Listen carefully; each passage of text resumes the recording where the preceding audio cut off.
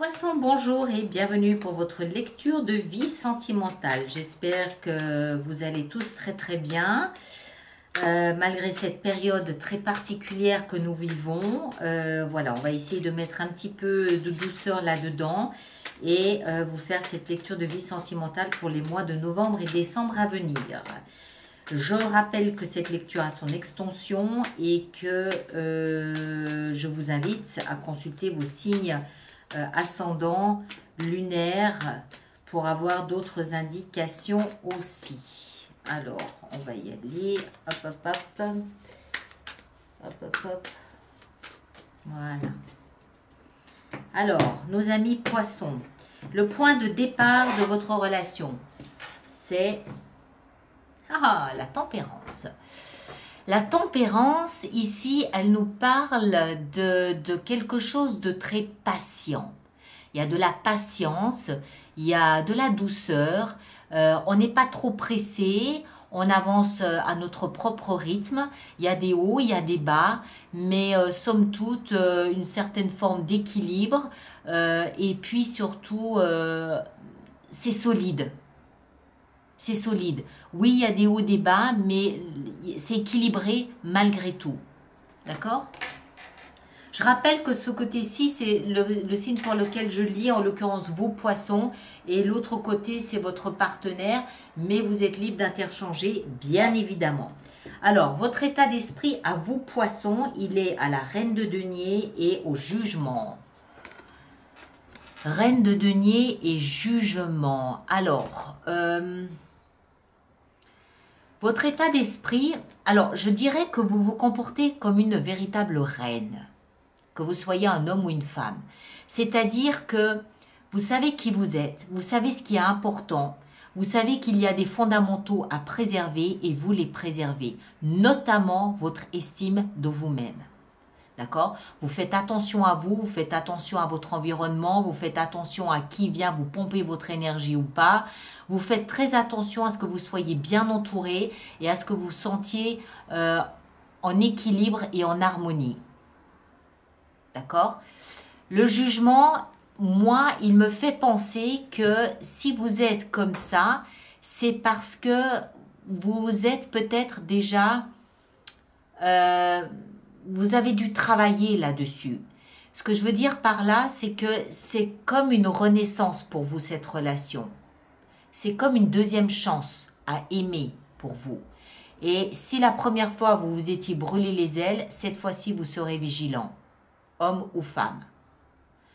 C'est un peu, le jugement ici, pour moi, il est plus... j'ai fait une mauvaise expérience précédemment, je me suis fait du mal. Cette fois-ci, je suis très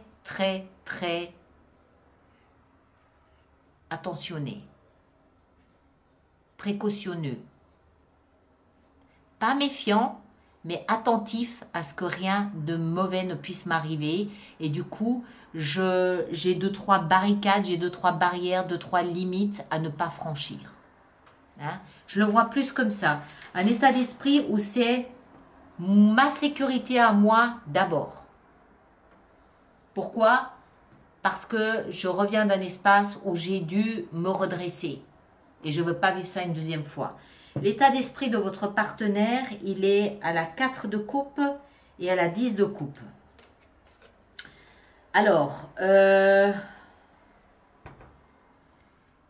j'ai envie de dire, je peux me tromper, hein, mais j'ai envie de dire que votre partenaire est peut-être quelqu'un qui aime beaucoup s'amuser. Il y a beaucoup de coupes, c'est son état d'esprit. Alors, ça peut être quelqu'un qui est très proche de ses émotions, mais qui a besoin de les vivre et de les expérimenter, ses émotions. Moi, je pense à quelqu'un qui fait beaucoup la fête, par exemple. Je pense à quelqu'un aussi qui n'aime pas être seul, qui s'ennuie facilement si il ou elle est seul. C'est quelqu'un qui a besoin d'être en permanence entouré d'amis, de relations, de connaissances, de famille. C'est quelqu'un qui ne supporte pas la solitude, enfin supporte pas. Quelqu'un qui n'aime pas la solitude. Quelqu'un qui s'ennuie vite lorsqu'il ou elle est seul. D'accord? Ça peut aussi être quelqu'un... ça peut aussi être quelqu'un qui est peut-être un peu fragile sur le plan émotionnel et qui a besoin de la joie de vivre des autres pour le tenir en parfait équilibre. Il peut y avoir quelque chose comme ça. Mais on continue, on va essayer de comprendre. Le passé, alors vous, votre passé, il était au nouveau départ. Vous avez pris un tout nouveau départ avec de nouvelles résolutions, de bonnes dispositions. Vous avez peut-être déménagé, changé de métier, changé de travail. Vous avez peut-être changé de pays, changé de partenaire. Il y a eu un nouveau départ concret et tangible dans votre vie qui vous propulse là-dedans. On l'a vu, un jugement. Hein. Vous avez tiré un trait sur le passé, vous avez démarré quelque chose de nouveau. Le passé de votre partenaire, il était à la fraîcheur. Votre partenaire était dans la méfiance, était dans l'isolement peut-être émotionnel. D'accord? Son passé est fait de fraîcheur. C'est froid, c'est calculateur, c'est métallique, c'est stratégique, il n'y a pas de chaleur humaine dans son passé. Les actions que vous engagez, le diable et la 7 de coupe. Waouh! Alors, je dirais que vous êtes quelqu'un qui a un imaginaire puissant. Si vous n'avez pas la vie que vous aimeriez avoir, vous êtes capable de l'imaginer. Vous êtes capable de la vivre sur un plan virtuel. Ça ne vous pose aucun problème. Vous êtes quelqu'un capable de vous échapper de la réalité pour vivre un petit peu comme ça, de manière extraordinaire, dans un univers que vous vous fabriquez vous-même. Dans un univers que vous vous êtes taillé sur mesure pour correspondre à vos idéaux. Vous êtes probablement en train de préparer votre avenir, mais dans votre tête. D'accord? Vous êtes en train peut-être de mettre en place une forme de loi d'attraction en imaginant déjà la vie que vous aimeriez avoir en couple, la relation future, enfin la relation avec votre partenaire ou la relation à venir avec votre partenaire. Vous êtes en train de la fabriquer dans votre imaginaire, dans votre tête. Et de là, vous espérez probablement actionner la loi de l'attraction. Je vois quelque chose comme ça. Vous êtes capable en tout cas de vous fabriquer une relation sur mesure qui vous corresponde parfaitement, virtuellement au moins. Les actions entreprises par votre partenaire sont la tour et la 5 de bâton. Votre partenaire,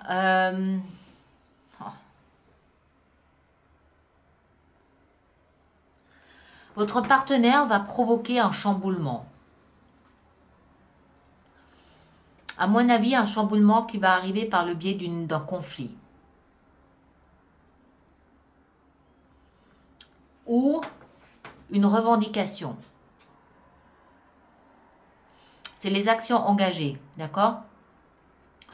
Je pense que votre partenaire est en train de revendiquer quelque chose, de provoquer quelque chose pour complètement modeler, modifier, déstructurer la structure actuelle de la relation. Alors, ça peut être la vôtre, ça peut être celle de son passé, c'est possible aussi. Il est peut-être en train, ou elle est peut-être en train de restructurer son passé pour provoquer quelque chose avec vous. En tout cas, il y a de l'action ici, mais puissance 10. C'est votre partenaire qui provoque ça. Ce n'est pas quelque chose qu'il subit. C'est lui qui provoque et je pense que c'est par le biais d'une revendication. Maintenant, a priori, ça devrait être envers vous, puisqu'il s'agit ici de votre relation, mais il peut aussi s'agir de son passé où il revendique quelque chose pour pouvoir vivre sa relation avec vous. C'est possible aussi. D'accord? Vous le placez en fonction de ce que vous vivez, on est bien d'accord. Conseil donné à vous déjà dans un premier temps, 8 de bâton. Alors, vous, il s'agit ici, le conseil qui vous est donné, c'est d'être attentif à toute forme de communication télépathique. Attentif aux synchronicités. Attentif aux signaux que la vie vous propose et vous présente là dehors.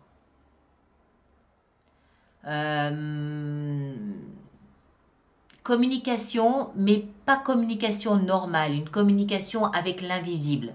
C'est le conseil donné, c'est-à-dire qu'il doit y avoir là dehors des signaux, des synchronicités qui peuvent vous mettre sur une piste, vous guider, vous soutenir peut-être, mais que vous, voilà, il faut les voir, il faut les remarquer, il faut les voir. Je vois ça assez bien ici avec cette provocation de la loi de l'attraction. Peut-être que c'est censé vous guider dans une direction plutôt que dans une autre. Conseil donné à votre partenaire, savoir ce qu'il veut. Votre partenaire doit savoir ce qu'il veut. Il y a un grand écart chez votre partenaire entre là d'où il vient, où il peut très bien, ou elle peut très bien avoir divorcé, par exemple. Hein. La reine d'épée, c'est la carte de la femme divorcée ou la femme veuve, homme ou femme. D'accord? Donc ça peut être un partenaire qui sort d'un divorce. Ses revendications vont complètement chambouler la structure de sa vie parce qu'il y a un grand écart entre là où il vient et ce qu'il a comme dans sa tête. Dans sa tête, il y a beaucoup d'émotions dans sa tête. Il y a beaucoup de... Son état d'esprit et aux émotions, au bonheur. C'est quelqu'un qui est peut-être un peu naïf aussi. D'accord? Et donc ici, le conseil qui lui est donné, c'est de savoir ce qu'il veut, de déterminer ce qu'il veut ou ce qu'elle veut, vous l'adaptez en genre. Qu'est-ce que ce partenaire veut et désire le plus? Il semble être un peu perdu. Hein? L'issue de votre relation à ce stade, on a la reine de bâton. Parfait. Passion, feu, flamme, volcan, volcanique, chaleur, créativité, initiative, confiance, voilà, la passion. Ok? Alors, on va maintenant mettre quelques cartes pour faire notre extension là-dessus. Alors, le passé, on l'enlève, on n'en veut plus. On le laisse derrière. Et on va se concentrer sur ce qu'on a ici. Alors, on va commencer là par la tempérance, le point de départ de votre relation. D'accord? Dès que les choses semblaient s'accélérer, tout de suite on refroidit, on calme le jeu. Dès que c'était un peu trop lent, un petit peu trop indéterminé, hop, on accélère, on monte notre intérêt pour la relation. Il y avait un peu ce « oui, je veux, mais j'ose pas. Oui, je veux, mais je veux pas. Avance, je te suis. » Ou c'est un peu ambigu quand même.